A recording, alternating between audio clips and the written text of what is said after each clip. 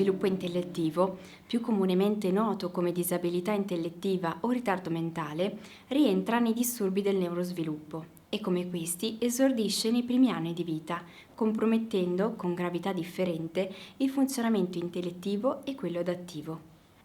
Oltre all'età di esordio, per poter affermare di essere davanti ad un caso di disabilità intellettiva, devono essere soddisfatti due criteri. Una compromissione del funzionamento intellettivo che si manifesta con difficoltà nella capacità di ragionamento o di giudizio, di risoluzione di problemi, di ragionamento astratto, di apprendimento scolastico o dall'esperienza che va confermata attraverso test standardizzati.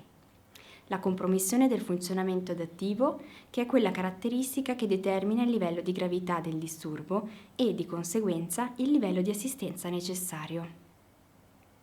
Questa compromissione deve essere tale da limitare una o più funzioni della vita quotidiana del bambino, in una o più aree di vita, come la cura personale, la sfera sociale o quella degli apprendimenti scolastici. Ma chiariamo meglio che cosa si intende per funzionamento adattivo. Il funzionamento adattivo è suddiviso in 3 macroambiti: concettuale, che richiede competenze come la memoria, il linguaggio, la lettura, la scrittura e che interessa quindi il contesto didattico; sociale, che coinvolge aspetti come la capacità di comunicare con gli altri e di stabilire rapporti di amicizia, fino alla consapevolezza dei pensieri o dei sentimenti degli altri; pratico, che comporta le capacità di apprendimento in senso generale e la capacità di autocontrollo e adattamento nei diversi aspetti della vita, come la cura di sé, lo svago o l'organizzazione di compiti usuali per l'età cronologica. Come anticipato, il disturbo dello sviluppo intellettivo può presentarsi con diversi livelli di gravità, che corrispondono a differenti gradi di compromissione del funzionamento adattivo negli ambiti appena citati. Focalizzando la nostra attenzione su bambini in età scolare, osserveremo che nella disabilità intellettiva di grado lieve può essere presente anche un ritardo nello sviluppo linguistico lieve, talvolta non distinguibile in età precoce. I bambini mostrano difficoltà negli apprendimenti scolastici maggiormente evidenti con il crescere delle difficoltà concettuali necessarie. Dal punto di vista sociale, le competenze di base vengono acquisite, ma rimangono immature, con difficoltà nella regolazione emotiva, scarsa comprensione del rischio e una bassa consapevolezza dei propri limiti. Nell'ambito pratico, il bambino può acquisire progressive autonomie, anche nella cura di sé, di solito con training adeguati e a volte con la necessità di una supervisione continua, anche a distanza. Nella disabilità intellettiva di grado moderato, i bambini hanno uno sviluppo linguistico ancora più lento. Riescono ad acquisire abilità basilari degli apprendimenti scolastici che non vanno però oltre le competenze tipiche della scuola primaria. I bambini necessitano di assistenza continua per portare a termine le attività concettuali. Dal punto di vista sociale può essere presente un discreto adattamento, con sviluppo di amicizie, ma con difficoltà ad interpretare in modo corretto gli stimoli sociali. Sono presenti alcune autonomie legate alla cura di sé e allo svolgimento di attività semplici in ambienti protetti e conosciuti. Nella disabilità di grado grave, lo sviluppo linguistico, se presente, è elementare, con frasi minime e comprensione limitata ai bisogni primari. Gli apprendimenti scolastici sono fortemente compromessi.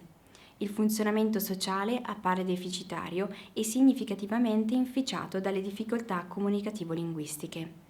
Anche le autonomie sono fortemente compromesse ed è necessaria assistenza specializzata sistematica.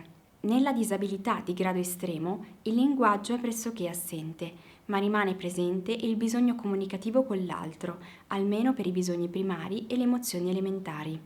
Non c'è accesso all'acquisizione di competenze formali di tipo scolastico. In ambito sociale vi è una comprensione simbolica molto limitata, la gestualità è povera e le capacità di relazione anche elementare con gli altri vanno supportate e guidate. Non è presente nessun tipo di autonomia e necessitano di una figura di riferimento costante. Dal punto di vista motorio, in base ai diversi livelli di gravità, assistiamo ad un sempre più importante ritardo. Nelle forme lievi e moderate questo è sottile, tanto da non essere talvolta distinguibile in età precoce e da venire in parte compensato prima dell'accesso alle scuole. Nel ritardo moderato, questo rallentamento diviene più evidente con la presenza di una chiara e riconoscibile goffaggine motoria. Infine, nelle forme più gravi, si assiste ad un generale marcato ritardo nello sviluppo sensomotorio, con difficoltà nell'organizzazione motoria e nella programmazione dei movimenti nello spazio e nel tempo. Alcuni studi scientifici hanno approfondito le caratteristiche di questo profilo motorio, identificando per tutti i livelli di gravità difficoltà specifiche a carico delle abilità di manipolazione e controllo degli oggetti, come prendere, calciare o lanciare una palla, delle abilità locomotorie, quindi camminare, correre e saltare, e dell'equilibrio. È importante infine specificare che nel momento in cui il ritardo si presenta in associazione ad altre condizioni specifiche come sindromi genetiche, l'impatto sulle abilità motorie assume caratteristiche differenti in funzione delle condizioni genetiche sottese. Un aspetto interessante è che, per quanto il disturbo dello sviluppo intellettivo in genere perduri per tutta la vita, il sostegno fornito può consentire la piena partecipazione a tutte le attività di vita quotidiana e il miglioramento della funzione adattiva. In particolare, all'interno del contesto scolastico, adeguate strategie messe in atto dagli insegnanti possono favorire il superamento delle barriere che limitano l'accesso all'attività motoria e quindi una piena partecipazione del bambino. Nel prossimo video approfondiremo queste barriere per poi condividere strumenti, strategie e proposte per superarle.